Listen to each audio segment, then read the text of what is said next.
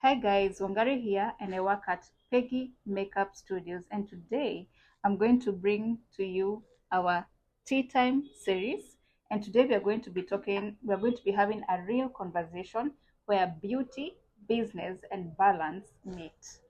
We're going to be talking about how to run a successful business, beauty business, staying mentally and emotionally regulated, handling burnout and pressure, client relationships, money, branding, and consistency, self care while building your dream. So, Kariboni people, let's have this conversation together.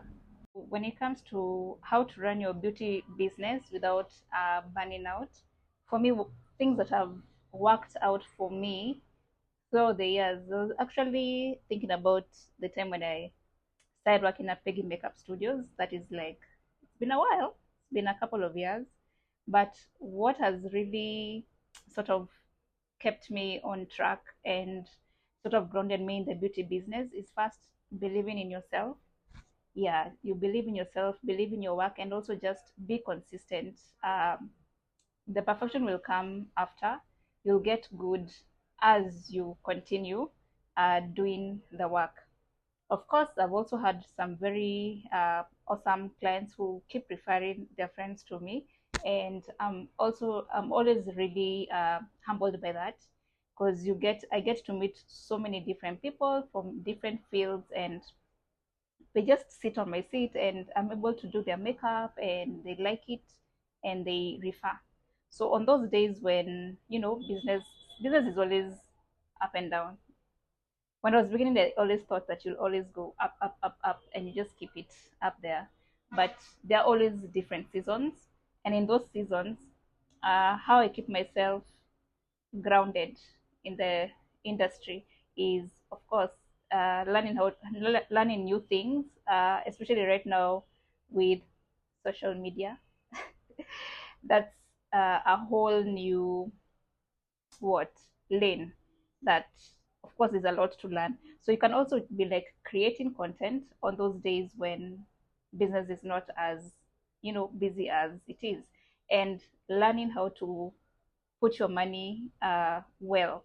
When you're making a lot of money, learn how to keep it well and invest it in other stuff, right? You can invest back in your business. Of course, it's good to invest back in your business, but also ensure that you can invest it in somewhere whereby that money is still getting what multiplied and sort of getting itself back, so that when on those days when you have downtime, you can be able to get it from there and bring it here. I don't know if you get what I'm saying. Like, it sort of moves uh round circles, and also just investing in other businesses, small businesses here and there. So it could be like working with other brands. Like, for example, I work with other brands and we are able to collaborate. So you find that once we work with a brand, they have the exposure from our studio and they come with their stuff and we're able to market it for them. And that way, when we make money, everyone has their own, cost sharing. But that comes with contracts and all. It's a whole other topic. That one, it's especially suited for entrepreneurs who are getting to the market and who don't have, like a physical location and they're working elsewhere. So we normally just have like an agreement with different brands. To my second topic, staying mentally and emotionally regulated.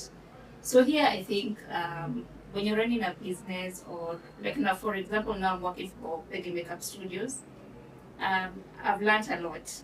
I'm still learning a lot by staying mentally regulated, meaning you don't bring your emotions in the business. You always have to separate the two. Every time when you're dealing with yourself or with others, you always have to be super regulated.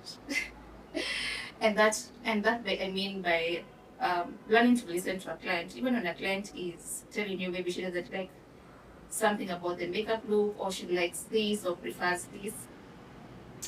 Learning to really listen in and not sort of force what you want the client to have, even if it will look so good on her. It's always important to always listen and sort of work with the client with what they like. Because of course, when they're coming to you, they've already, these days clients are informed. It's not like when I was beginning, you're the one who's there and you do everything for the client, and the client is happy and they pay and they go. These days, clients are informed. They do their research, and when they're coming to you, they really know what they want. Actually, it's like they just borrow your hands to sort of put it on their face. And then you also learn. For me, I always say it's a learning process. I love learning. Like, when you learn, of course, you get better in what you're doing.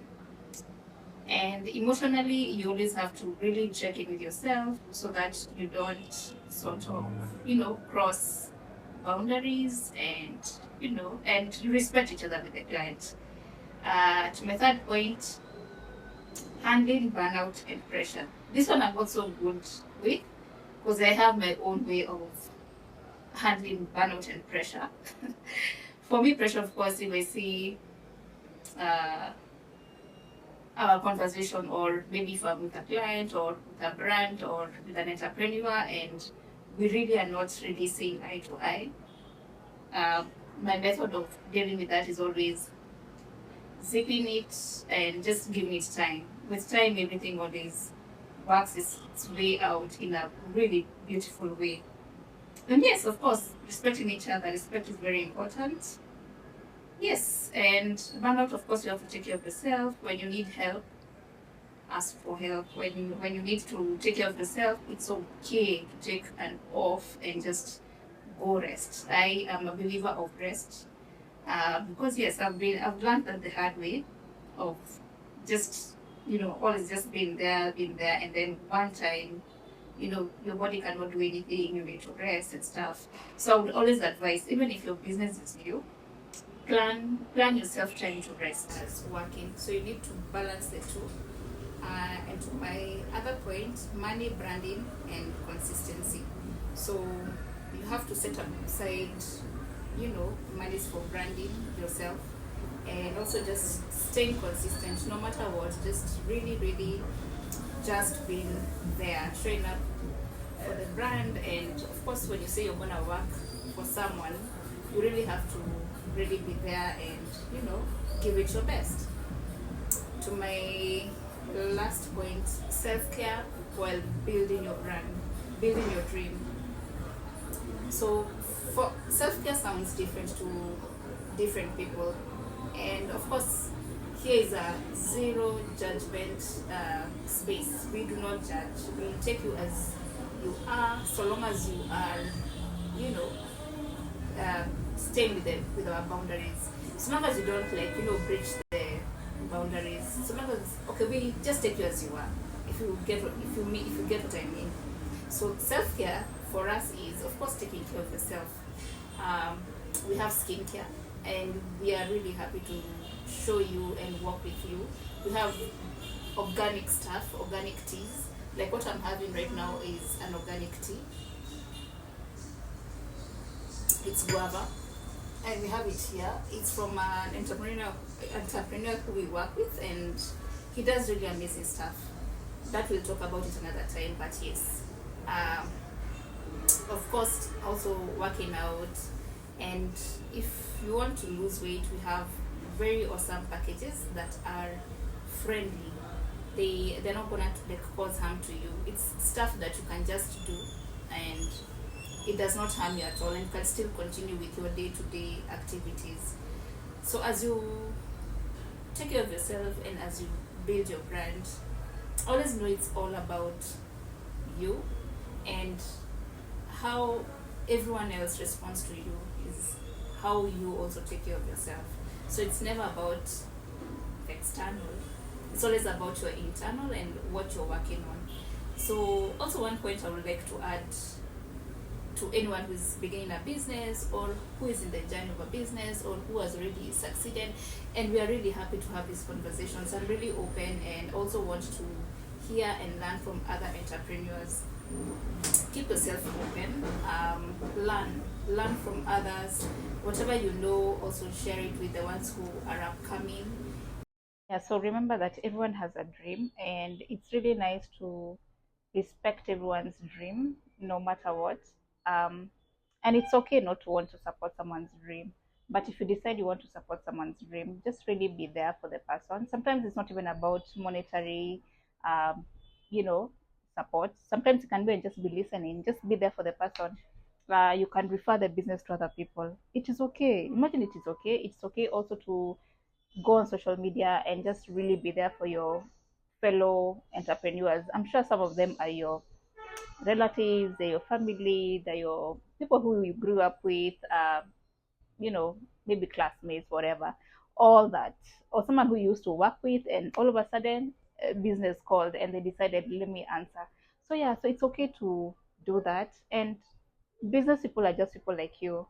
Okay, yes, they may put their business first, but they're just human beings. They're some of them are dads, moms, wives, whatever, all those caps that they wear.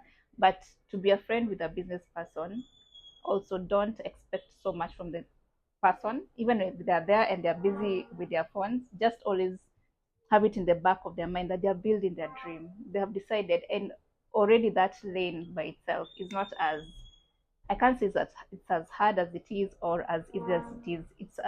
It is as regulated as you are.